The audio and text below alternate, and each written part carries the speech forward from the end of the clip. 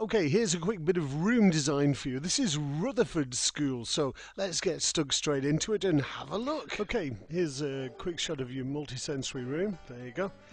This, of course, is a much smaller space than the studio in the hall, so what I've gone for is a more sort of traditional looking thing.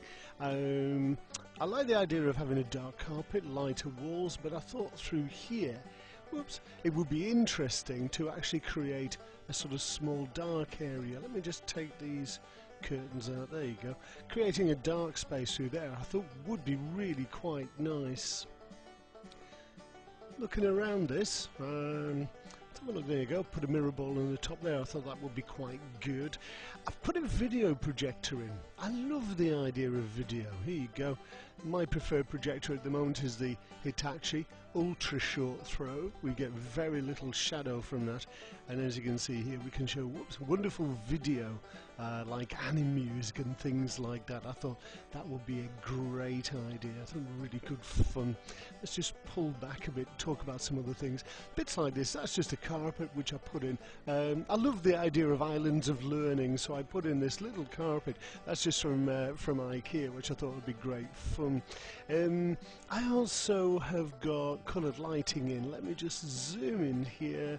I'll just have to pull this down a touch, and coloured lighting just up there must be LED, must be really good quality stuff this to get the colour quality on the walls. Whoops, just pulled out of that a bit. So I like the idea of the coloured lighting, and I thought of it just on one wall.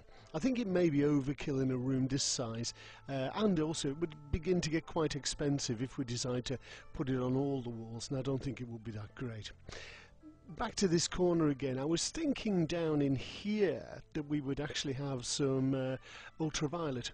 So this could be really nice, working VI, just a little sort of secluded space would be wonderful. I've got a bubble tube in there. These could be mirrors around the sides here. Let's just whiz the curtains out again. These could be mirrors around here, but not necessarily.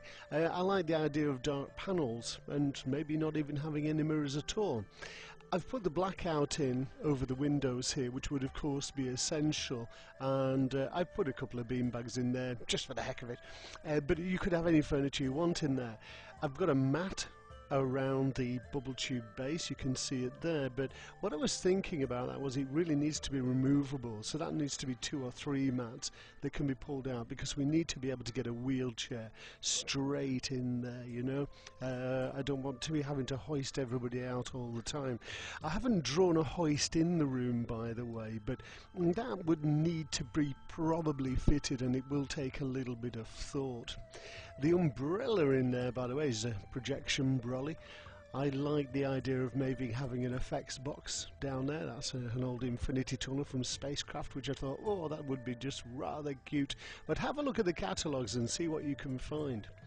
The cupboard around here, I think its cupboard storage is essential. I've taken out your big cupboards down here, these gigantic ones that were on this wall, and I've looked here just putting a smaller cupboard in there.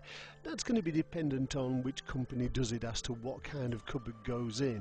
I know that Mike Ayres does some really nice white ones, David from Sensory Plus will do something different, and all the guys will do something a little bit different, but what we're looking for in that cupboard, obviously doors on it, either tambour doors, roller door or a straight door. Lockable, because you may be keeping things like iPads and expensive torches in there. The Nintendo Wii might be in there, and of course you can just see at the top there a little DVD player.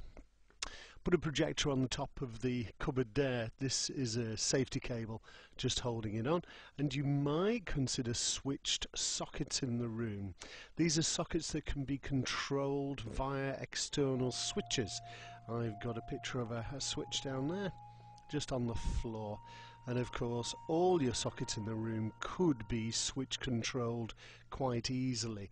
Now that's going to be dependent again on who does the actual job. I like the idea of tactile stuff, so I thought a little tactile wall in there might be an interesting one. Maybe some more sockets there. That's a Mike Ayres tactile wall. I thought that would be quite cool. Let's just zoom right out onto this one and just spin it around. I like the idea of the coloured lighting, but an essential thing is keeping the control simple.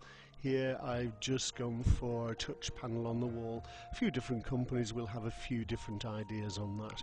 You can see there's a fireworks wheel which is projecting from the Solar 250, which is that one there.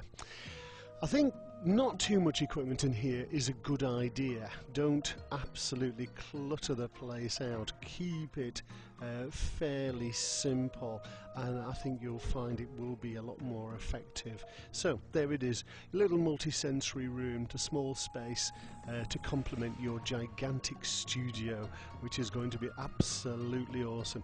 When you get some questions on this, give me a shout, and I'll be happy to answer any of the questions that you get. Whoop, rather abrupt ending to that one, sorry about that. So if you've just stumbled on this video on YouTube, that was just a design for a very simple, basic multi-sensory room to complement an absolutely fantastic studio that's going to be built at the school. Any questions? Get in touch with us. Thanks for watching.